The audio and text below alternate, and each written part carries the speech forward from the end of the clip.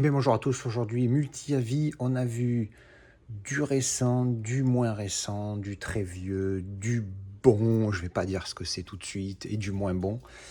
Comme d'habitude, j'ai filmé mes avis juste après le visionnage pour un avis à chaud, je vous envoie ça tout de suite. Alors je viens juste de terminer The Town, donc c'est un film de et avec Ben Affleck. Je savais même pas que c'était lui qui l'avait fait, je l'ai vu au moment du générique. Alors vite fait, l'histoire, bon c'est une histoire de braquage. En fait il y a un film.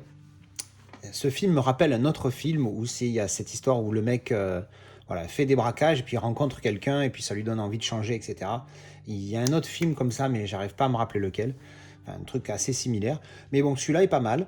Alors, j'ai regardé la version longue, pour information. J'ai pas vu la version courte, parce que quand j'ai pris la boîte, j'ai vu que, si c'est marqué, version longue 54 minutes, version cinéma 124. Donc ça fait 30 minutes de plus. Rien que ça. Donc, malgré le fait que ça soit la version longue, je n'ai pas eu de longueur. Donc ça va, je me suis pas ennuyé. Alors j'ai piqué du nez au début parce que je venais de manger, comme d'habitude, je me connais. Pas du tout à cause du film cette fois. Mais non, non, bon film. L'acting est vraiment pas mal dans ce film-là. Il y a une pléiade d'acteurs hein, quand même, hein. Ben Affleck, Rebecca Hall, John Hamm, Jeremy Renner, Blake Lively. Donc si vous aimez les films où il y a des histoires de braquage, alors évidemment il y a quelques scènes d'action, ça vaut pas hit, même si c'est pas pas tout à fait dans la même catégorie. Mais voilà, il y a des bonnes scènes d'action, ça mitraille, tout ça. Il y a une petite histoire, on va dire, d'amour, oui et non, parce que c'est pas en mode romancé, machin, comme dans les comédies romantiques. Mais il se passe un truc.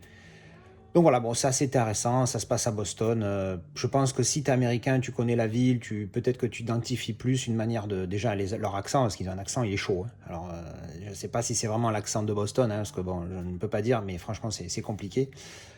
Et franchement, il est pas mal. Si vous aimez bien ce genre de film, donnez-lui une chance. Après, on va parler de la qualité, parce que comme vous le voyez, c'est un 4K. Alors, là où j'ai été dégoûté par rapport à d'habitude, c'est que pour une fois, je ne vais pas pouvoir vous parler du 4K tout de suite. Pourquoi? Parce que j'ai regardé le Blu-ray. Comme vous pouvez le voir, le 4K est encore dans la boîte. Je l'ai ouvert, il était neuf sous cellophane. Pourquoi je l'ai regardé en Blu-ray? Parce que je mets le 4K pour lancer le film.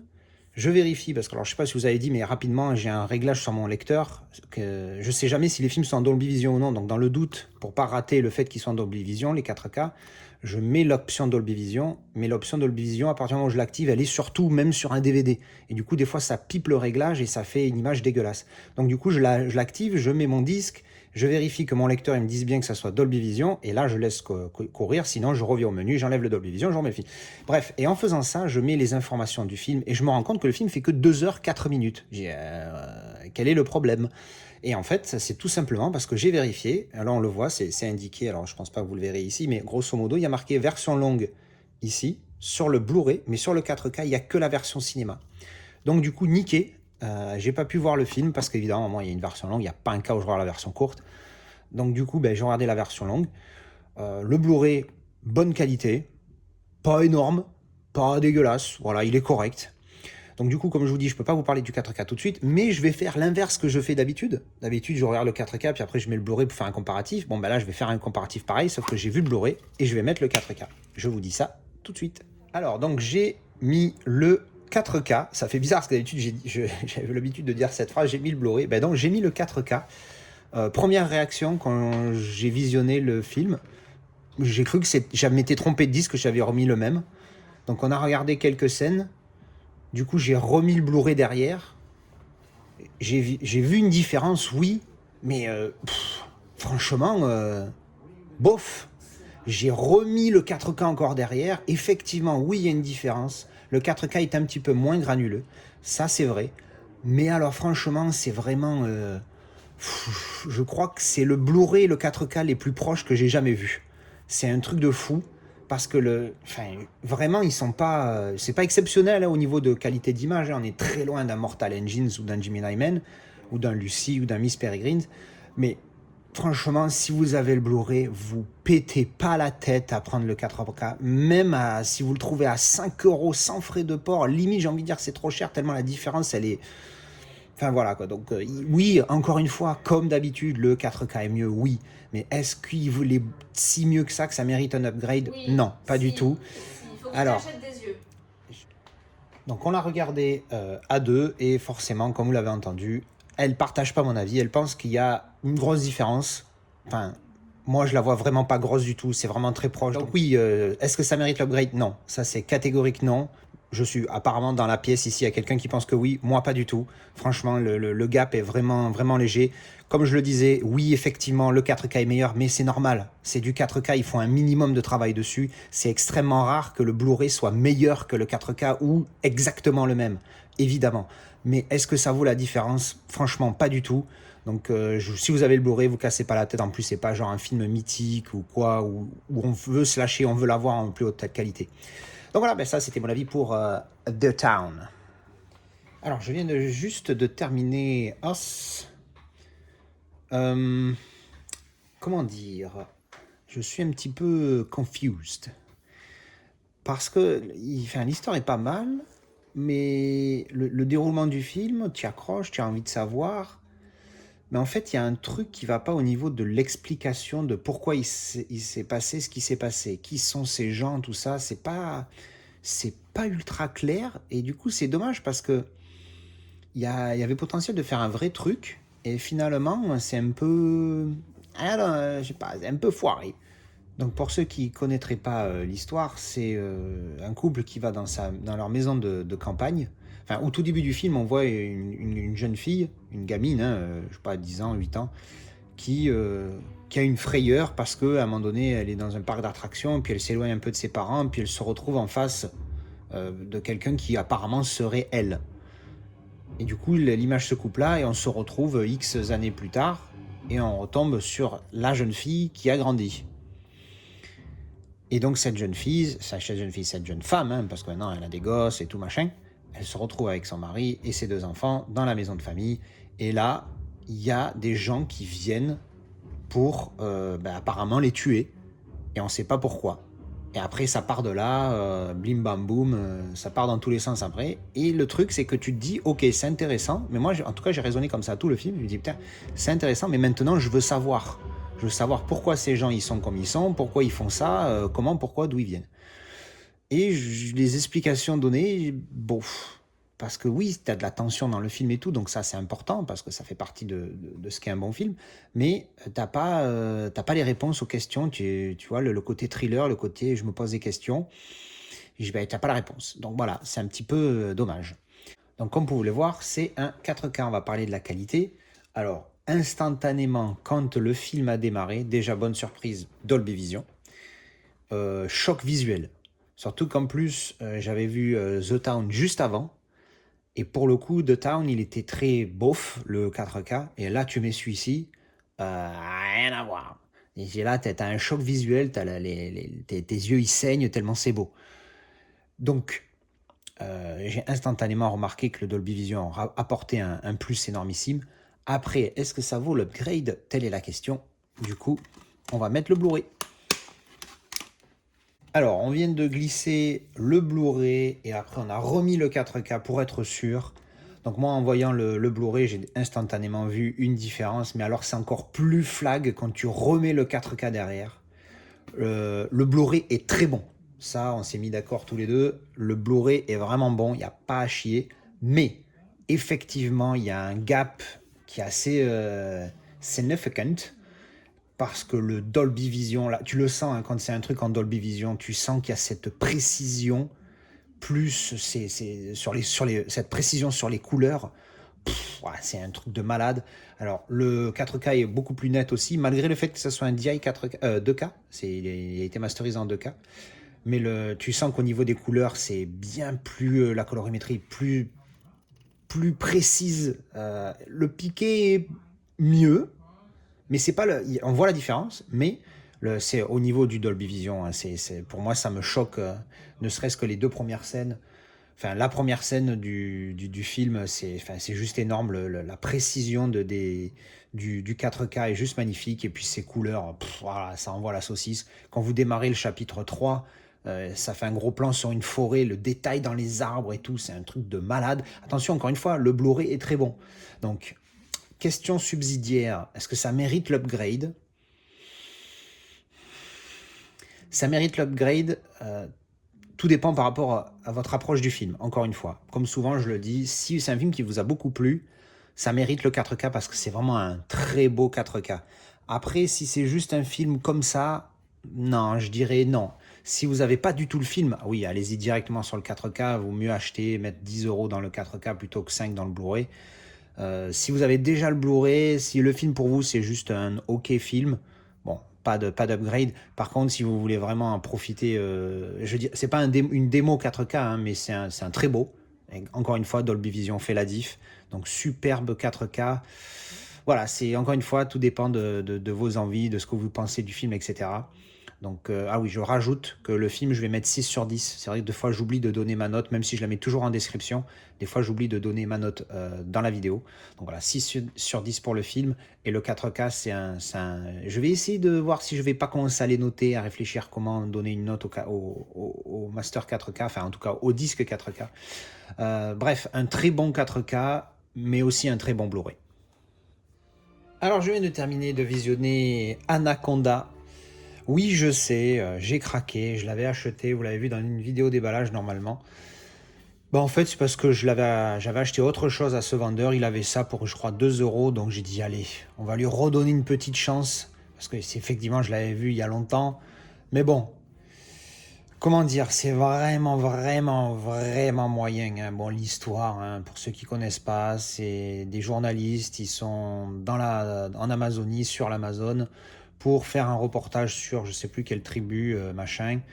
Et ben, ils se retrouvent attaqués par un anaconda. Et évidemment, il y a un mec qui a peu de scrupules et qui veut le capturer pour en faire un truc de cirque, une connerie comme ça. Enfin bref.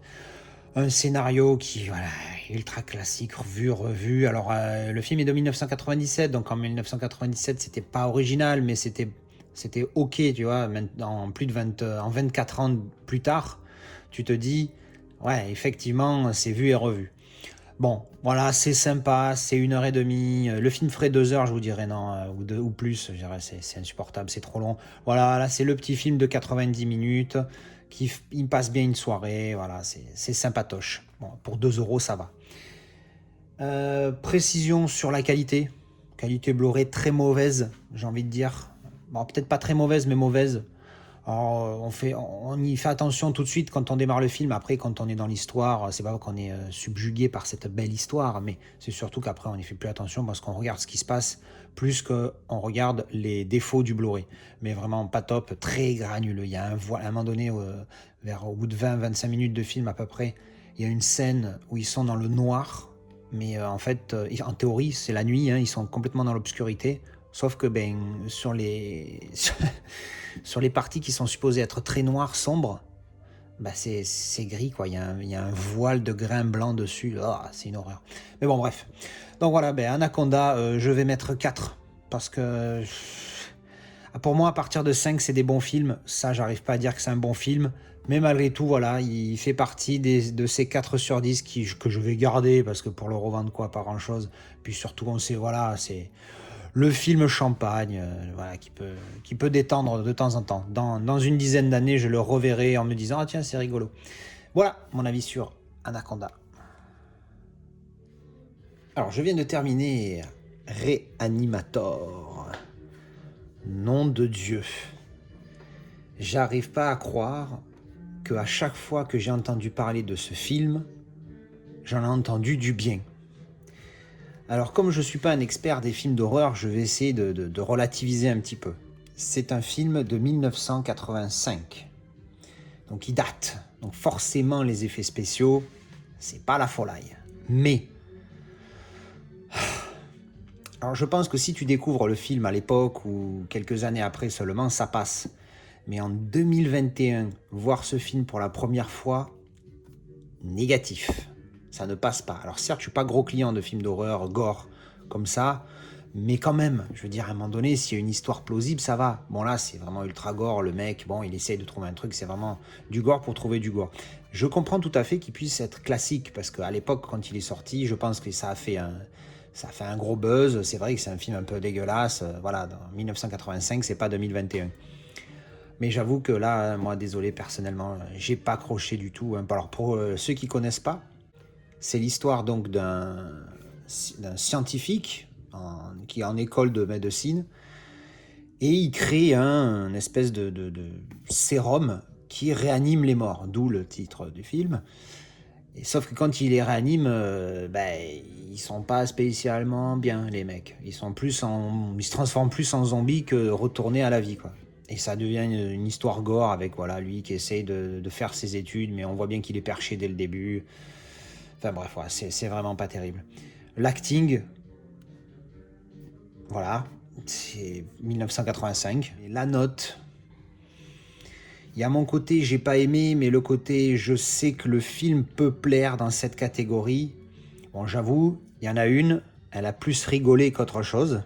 Ah oui, je voulais juste noter un truc, la musique. Nom de Dieu, cette musique, je l'ai déjà entendue plein de fois dans des trucs où tu essaies justement de faire une ambiance genre un peu scary, machin.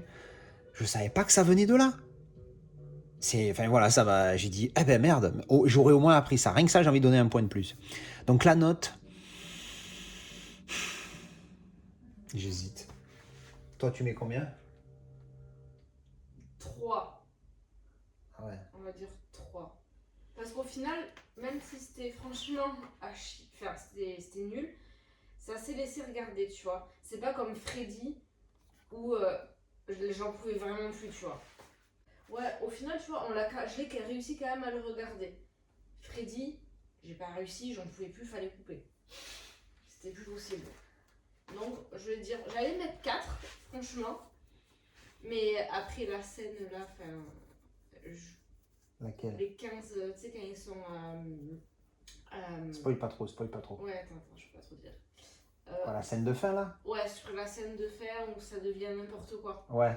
Voilà. Ouais, là, j'avoue que c'était. Ouais, là, ça a perdu un point direct. C'était pompé up, ouais. Bon, voilà, je pense que j'allais en discuter, puis après faire un cut, puis finalement, je vais laisser ce petit commentaire. Donc bon, elle met un 3, je crois que je vais mettre un gentil 4. Je pense que effectivement, je comprends que ça puisse être un classique, donc je suis influencé par ça, donc je mets 4. Mais bon, je m'excuse auprès de tous ceux qui sont fans, hein. Moi, j'ai pas accroché. Sur IMDb, là, je crois 7,1 de moyenne, un truc.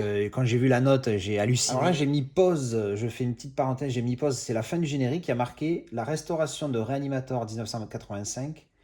Blablabla was restored in 4K resolution. Donc, à mon avis, il y a un 4K qui traîne de ce film. Et franchement, ce serait pas mal parce qu'il est très granuleux. Et je pense qu'un bon petit DNR, ça serait un gros positif pour ça, parce que justement, j'allais en venir au niveau de la qualité. Et apparemment, il a été remasterisé à Berlin, Allemagne. Donc bon, par TLEF Film Restauration, blablabli blablou, en 2013. Waouh, en 2013. Ok, bon ben en tout cas il a été restauré en 4K. Est-ce que l'UHD est sorti? C'est une autre question. Sinon oui, vite fait pour dire au niveau de la qualité, voilà, granuleux, sinon correct. Pour un Blu-ray, c'est un film de l'époque, ça va, il passe très bien. Oui aussi, je voulais parler de la taille d'écran, il est en 1,77, donc full screen, ça va de haut en bas de votre écran, c'est magnifique, ça c'est génial. Hein, je parle pas de ceux qui regardent sur vidéoprojecteur bien évidemment. Eux, ils ont la chance de ne pas avoir les barres, mais ils ont une bonne qualité d'image que sur une OLED. Bref, voilà, bon, mais ça c'était mon avis pour Reanimator.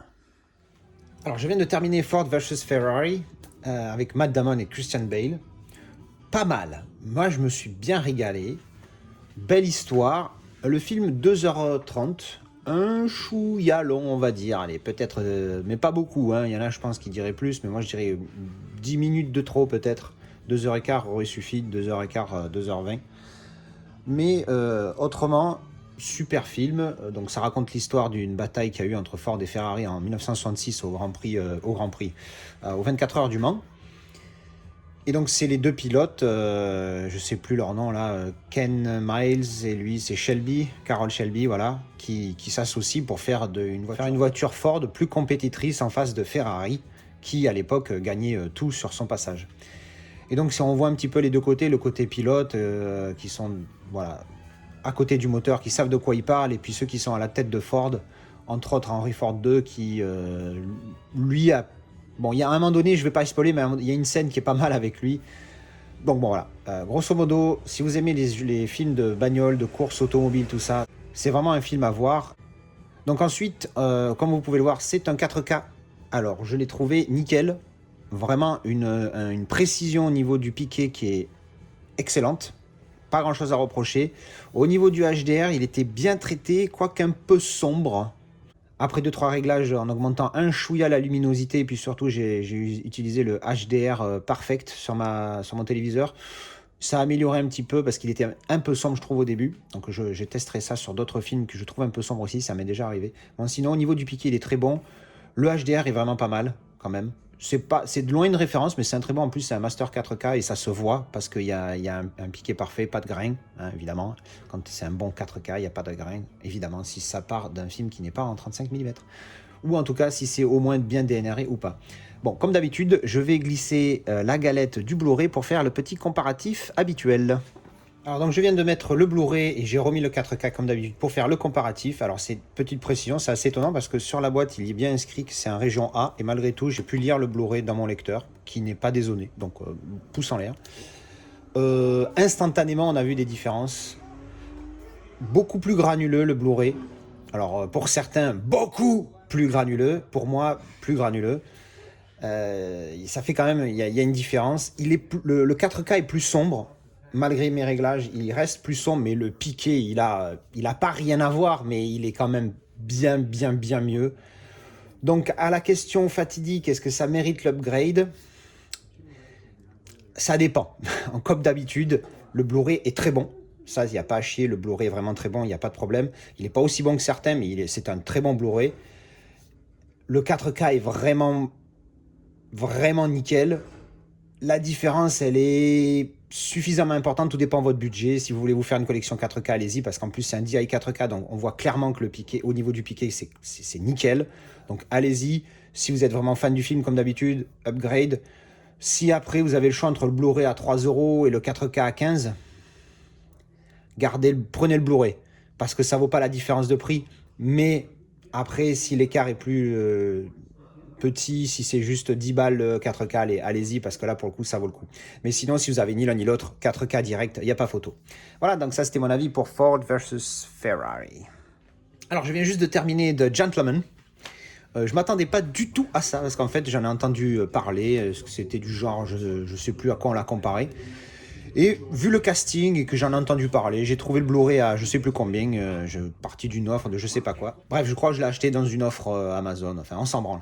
Donc au final, c'est une histoire de mafieux, gangster, one again, miss to fly à l'anglaise. Alors à l'anglaise, moi c'est à double tranchant, soit c'est une pure bouse, soit je me régale. Et ben là je me suis régalé. Bon, c'est pas non plus un chef-d'œuvre, faut pas non plus pousser mémé. Mais je dirais que c'est un solide 7 qui flirte avec le 8. Donc c'est un très bon 7, 7,5, hein, donc hein, pour ceux qui m'emmerdent avec les détails. Pour l'histoire, bon, c'est du gangster. Mais ce qui est bien dans ce film, c'est qu'il y a une tonne de twists. À un moment donné, j'ai failli faire twist again parce que ça s'arrêtait plus. Alors lui, il meurt, mais lui, il meurt pas. Après, lui, il revit pas. Lui, il fait... Bon, bref. Beaucoup de twists. Moi, je me suis régalé. Petite blagounette, mention spéciale à Colin Farrell, qui joue très bien l'irlandais. En même temps, il est irlandais. Petit côté comique avec la partie Colin Farrell, entre autres. Et Hugh Grant, qui est méconnaissable. Quand on a regardé Notting Hill, c'est pas du tout le même mec. Hein. Sauf que là, il joue dans un film de gangster, donc forcément, il s'adapte au rôle. Même si, mais bon, ça, je vais pas en dire plus pour pas spoiler. Donc, c'est un pur film. Moi, je me suis régalé. Si vous l'avez pas vu, ben, je recommande. Si vous aimez ce genre de film, bien évidemment. Côté qualité, pour un Blu-ray, ben, franchement, correct, voire même très correct, même très bon, j'ai envie de dire. C'est un très bon Blu-ray. Je sais pas, Steve, qu'est-ce qu'il en dit? Ouais, à toi bien, voilà. Bon, ben, je demande pas à la Casa Girl parce qu'elle elle a pas aimé le film. Je comprends rien. Elle regarde Twilight et après, bon, bref.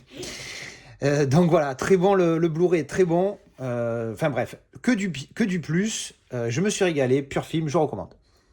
Et voilà, c'était donc mes avis sur les films et transferts, que ce soit Blu-ray ou 4K, sur tous ces films. Voilà, j'espère que ça vous a plu. Dites-moi ce que vous en avez pensé, si vous avez aimé les transferts ou si vous avez aimé le film ou pas. Dites-moi ce que vous en avez pensé, si on n'est pas d'accord ou d'accord.